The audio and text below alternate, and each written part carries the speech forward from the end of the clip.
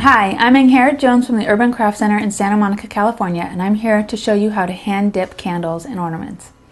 To hand dip a candle, you're going to start with a piece of wick. I suggest a square knot a square wick because it's nice and sturdy. And you need to melt your candle wax in a container that's deep enough to create the length of candle that you want.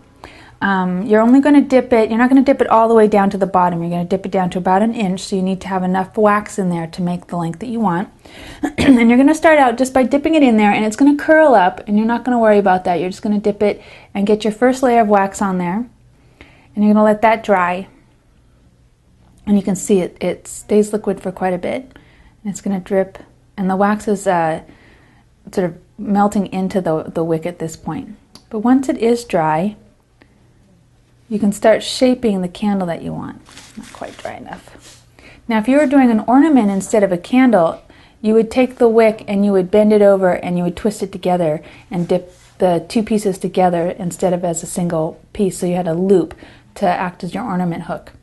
But we're just doing a candle with this one. So I'm going to start pressing it into the shape that I want. And I'm going to do another dip down to about the same spot. I'm not worried right now that it's not perfectly straight because I'm going to fix that as I go. And as the candle gets heavier, it'll straighten up as well. This candle wax was very hot, which is one of the reasons why it's not cooling very quickly. Okay. All right, so once it's stiff but still warm, you can pull it into the shape that you want. And you go ahead and start dipping. I'm going to tip mine a little bit so I get a little more length out of it. And you don't want to take very long with each dip because it'll melt the candle wax off the wick that you've already got on there. So each time you really want to let it cool down quite a bit, and then you want to dip really quickly.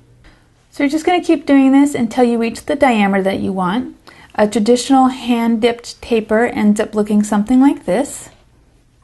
This is out of beeswax, which is a nice kind of wax to make hand-dipped tapers out of as well. And you trim the wick off, and voila, you have a hand-dipped taper. So I'm Ingrid Jones at the Urban Craft Center in Santa Monica, California. Happy crafting!